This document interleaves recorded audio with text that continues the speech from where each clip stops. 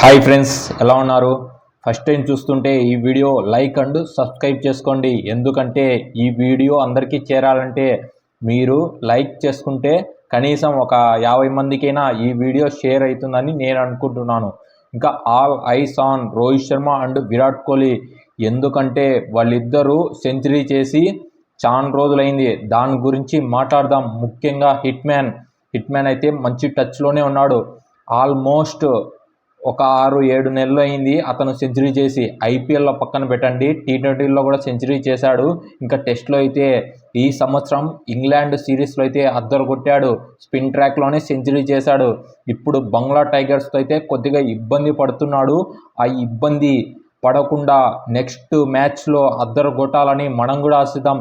Spin మంచిగా ఆడతాడు, కానీ అప్పుడప్పుడు ఇలా జరుగుతూ ఉంటుంది హిట్ మ్యాన్కి. ఎందుకంటే మంచి బాల్కి ఎంత పెద్ద బ్యాట్స్మెన్ కూడా తల వంచాల్సిందని చెప్పాలి. ముఖ్యంగా అతనైతే నెట్ ప్రాక్టీస్ సెషన్లో అద్దరు కొడుతున్నాడని చెప్పాలి. ముఖ్యంగా చాలాసేపు స్పెండ్ చేస్తున్నాడు. విత్ అశ్విన్ బౌలింగ్ వేస్తున్నాడు, జస్ప్రీత్ బుమ్రా కూడా బౌలింగ్ వేస్తుంటే మంచిగా టచ్లోనే కనిపిస్తున్నాడు.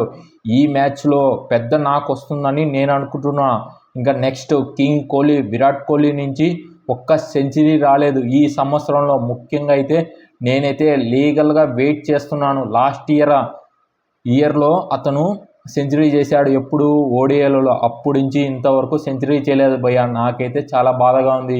ఈ మ్యాచ్లో గట్టిగా కంబ్యాక్ అయితే నేనైతే హ్యాపీగా ఖుషి అవుతానని చెప్పాలి. ఇంకా విరాట్ కోహ్లీ ఫ్యాన్స్ కూడా మంచి ఖుషి అవుతాడు. అతను ఇప్పుడు ఈ నన్మన స్పిన్ ఆడలేక ఇబ్బంది పడుతున్నాడు. నెట్ ప్రాక్టీస్ సెషన్లో దాదాపు గంట సేపు ప్రాక్టీస్ చేస్తున్నాడని చెప్పాలి. ఇంకా ఫేస్ బౌలింగ్ అయితే ఇబ్బంది పడాలని చెప్పాలి. ముఖ్యంగా అతనైతే ఫేస్ బౌలింగ్ని ఈజీగా ఎదుర్కొంటున్నాడు.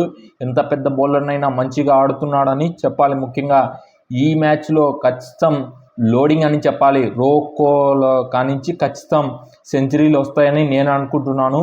ఇంకా విరాట్ కోహ్లీ ఫ్యాన్స్ ఉన్నా, రోహిత్ శర్మ ఫ్యాన్స్ ఉన్నా, ఈ వీడియో అందరికీ షేర్ చేయండి, మీరు కామెంట్ చేయండి. ఇంకా లైక్ చేస్తే కనీసం వేరే వాళ్ళకి చేరుతుందని నేను అనుకుంటున్నాను. ఇంకా థ్యాంక్ యూ.